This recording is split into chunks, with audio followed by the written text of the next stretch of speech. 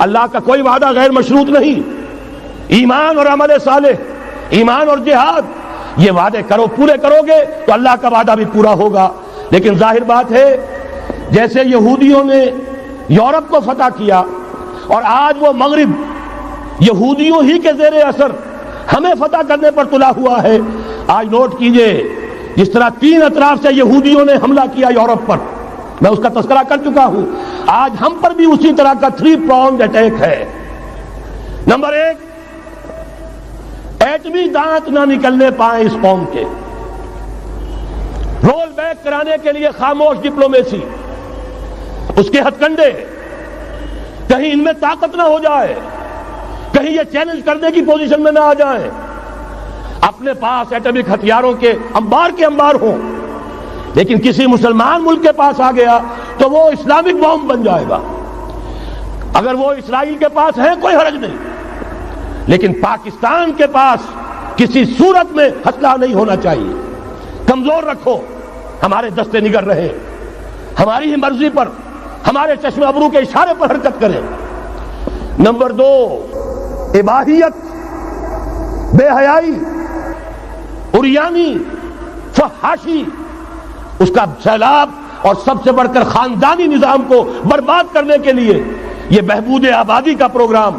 اور دیکھیے جادو وہ جو سر چڑھ کر بولے، مسلمانوں کے ہاتھوں کرا رہے ہیں.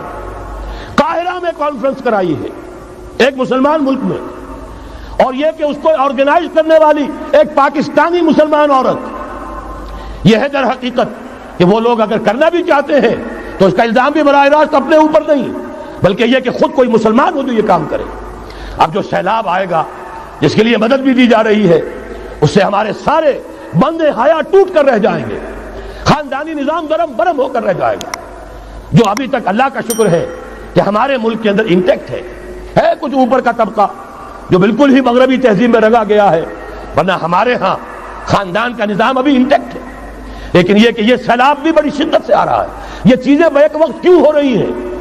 اور تیسرا اور سب سے زیادہ سٹل وار، سب سے زیادہ یوں سمجھیے کہ جو لطیف، جو کہ ایک طرح کا احسان جتایا جا رہا ہے، ڈالروں کی اب یلغار. اب یہاں پر امریکی سرمایہ، ڈالر چاہے مشرق سے آئے چاہے مغرب سے آئے، وہ یہودیوں کا اعلی کار ہے. آپ نے اگر $1 نوٹ کا اگر کبھی نقشہ دیکھا ہو، اس کے اوپر جو سگنیا بنا ہوا ہے، جو نشان ہے، وہ کیا ہے؟ پیرامڈ، احرام مصر. یہ کن کے لیے اہمیت رکھتے ہیں؟ ہزار یہودیوں کا خون اور ان کی ہڈیاں ان پیرامڈز کے تلے دبی ہوئی. جب یہ احرام بنائے گئے تھے، یہ یہودی وہاں غلامی کے دور میں تھے، بیگار ان سے لی جا رہی تھی. بڑے بڑے پتھر جب گرتے تھے تو پسنے والے یہودی ہوتے تھے. یہ ان کی اپنی جیسے ہولوکاسٹ، جیسے انہوں نے اس کو اپنا سمبل بنایا ہوا ہے، اسی طریقے سے پیرامڈ، مصر کا پیرامڈ، یہ گویا کہ ان کے اس زوال کا ایک نشان ہے. اور اس پر ایک آنکھ بنی ہوئی ہے، ایک آنکھ، کانے دجال کی آنکھ، وہ دیکھ رہی ہے. عجیب ہے یہ سمبل. نیچے لکھا ہوا ہے نووس آرڈو سکلورم، اور یہ در حقیقت 1776 جو نیچے لکھا ہوا ہے وہ رومن حروف کے اندر یہ 1776 ہے، جو میں بتا چکا ہوں آرڈر آف ایلومیناٹی وساپ نے قائم کیا تھا. عام دنیا یہ سمجھتی ہے کہ شاید یہ امریکہ کا یوم آزادی ہے، سن آزادی ہے. 1 مئی اس آرڈر آف ایلومیناٹی کی تاسیس 1 مئی کو ہوئی ہے. یہ 1 مئی جو منایا جاتا ہے، دھوکہ یہ دیا گیا ہے کہ یہ شکاگو کے جو مزدور ہیں ان کی یادگار ہے. حقیقت میں یہ 1 مئی اور 1776 آرڈر آف دی ایلومیناٹی کی تاسیس کی تاریخ ہے. یہ تمام معاملہ سمجھ لیجئے.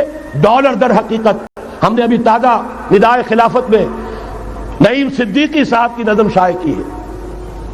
45 برس بلکہ شاید اس سے بھی زیادہ عرصے کی پرانی نظم ہے جو ہم نے شائع کی ہے. ڈالر میرے اس دیش کو ناپاک نہ کرنا. اور میں تو انہیں داد دیتا ہوں، جو کچھ انہوں نے، شاعر کہتے ہیں اس کو جو صاحب شعور ہے، اس صاحب شعور نے جو مشاہدہ کیا ہے کہ ڈالر آئے گا تو کیا آئے گا ہمارے ہاں، اس کے پوری داستان اس تازہ ندائے خلافت میں ہم نے نہ معلوم کہاں سے اس کو کھود کر نکلوایا ہے.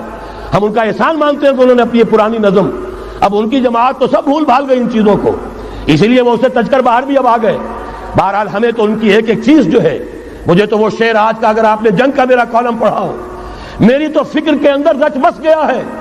پاکستان کے بارے میں جب کہا تھا اے آندھیوں سنبھل کے چلو اس دیار میں، امید کے چراغ جلائے ہوئے ہیں ہم، ہماری امیدوں کے چراغ ہے یہ، اسلام کا گہوارہ بننے والی ملک ہے یہ، اس کو ہم نے قائم کیا تھا اسلام کے لیے، یہ آندھیاں نہ چلیں، اس ملک کو ہم نے اسلام کے چراغ جو ہے ہم نے اس میں روشن کیے ہوئے ہیں، اے آندھیوں سنبھل کے چلو اس دیار میں، امید کے چراغ جلائے ہوئے ہیں ہم۔